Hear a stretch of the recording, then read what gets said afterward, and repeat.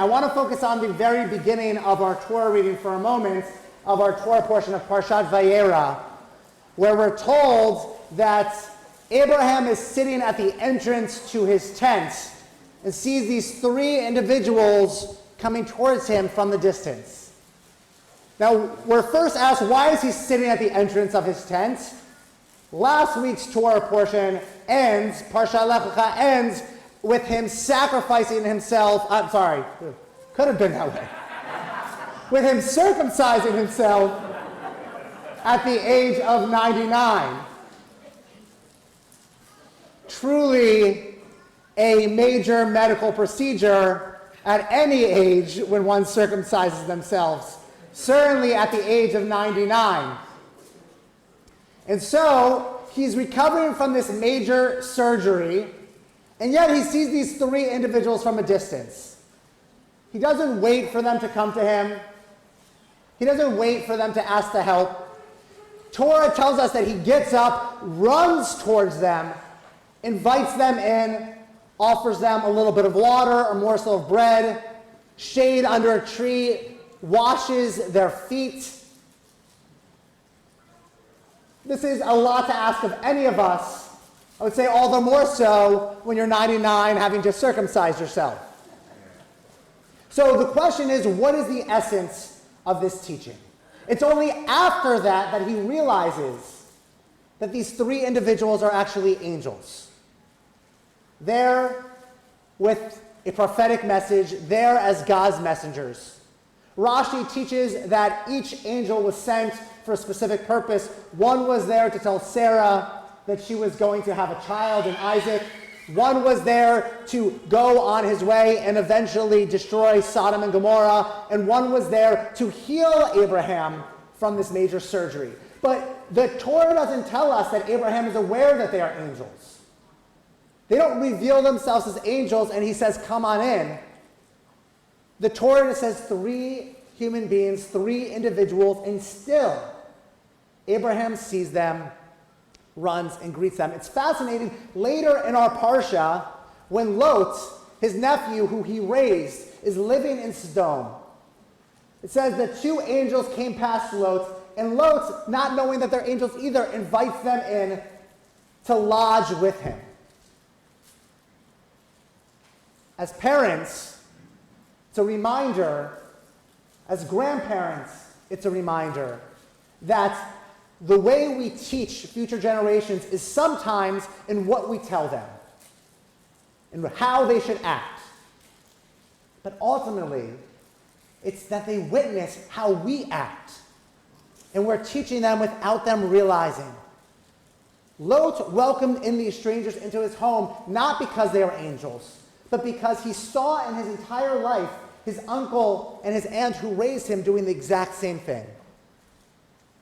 Bereshit Rabbah, Genesis Rabbah, the Midrash teaches that the reason that there were three angels sent was because not just each had a specific purpose, but each angel has one mission. Each of us has one mission in our lives. A difficult theological concept. Difficult when we have loved ones who have left this world far too young, far too soon, asking, what is it that they could have done that they accomplished that divine mission? A difficult concept because those of us who have lived long and full lives, are you suggesting that our lives are not without purpose yet? That we haven't done our divine mission? I think we misunderstand Midrash when it says that. What Midrash is really saying is that we each constantly struggle and wrestle as Bnei Yisrael, as the children who wrestle with God, to understand what our mission is, what our purpose is as God's partners. But that is what is asked and expected of us. Our first and foremost mission, to treat each person as if they are angels, to not wait for them to reveal themselves to us, but to see them from a distance, to metaphorically speaking, or maybe literally speaking, run to them and bring them in. I've never been a part of any institution any synagogue, camp, school, social organization that prides itself on being cold and unfriendly and exclusive.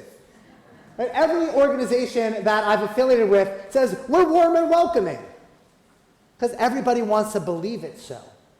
But the question is, how are we here at Bethel, and here, how are we with any organization or institution we're part of, truly warm and welcoming? Do we do what Abraham did and treat people as angels without even realizing them? To, even when it was inconvenient to him, run to them and welcome them in. This sanctuary space that we're in was built meant to look like Abraham and Sarah's tent. Rabbinic tradition teaches that like a chuppah, a wedding canopy, which is also supposed to resemble Abraham and Sarah's tent, their tent was open on all four sides so that they never missed a passerby, they never missed an opportunity to greet someone, to welcome them in, to ask them what they needed. How often do we miss those passersby?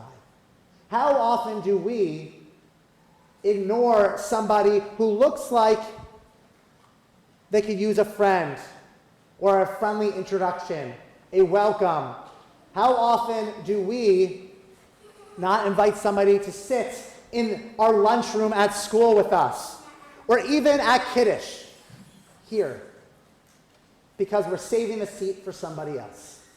How often do we invite people to have a little bit of water and a morsel of bread? You know, it's especially complicated in this ever-evolving world that we're living in, where we're trying to figure out what community looks like. Those joining us in person and those joining us virtually via live stream. There are those who have been joining us here back at Bethel in person since March.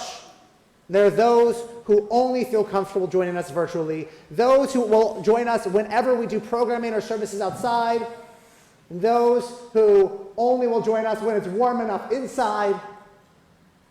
How do we welcome people into our tents when the tents that people are comfortable residing in are constantly changing?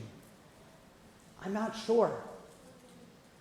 As the definition of what that tent is and the definition of what community is, it's constantly changing. But I know one thing, the essence of what we learn from Avraham Avinu, that regardless of what those tents look like, regardless of what it means to quote-unquote welcome somebody in, we treat each person that we see as an angel. We treat each person we see as made in God's image. Everything else will play out accordingly if we do that. And it's not just those passing by. When, as we learned, Abraham was willing to go toe-to-toe with God to save these cities that he didn't know the residents of, because he believed that there were righteous individuals in Sodom and Gomorrah. He believed that there were angels among them. To always strive to see somebody in that way instead of the alternative or opposites. When we do that, when we truly do that, then no matter what our definition of community is or looks like in this current moment, we will all truly accomplish our goal of creating that warm and welcoming community, of welcoming people into our tents.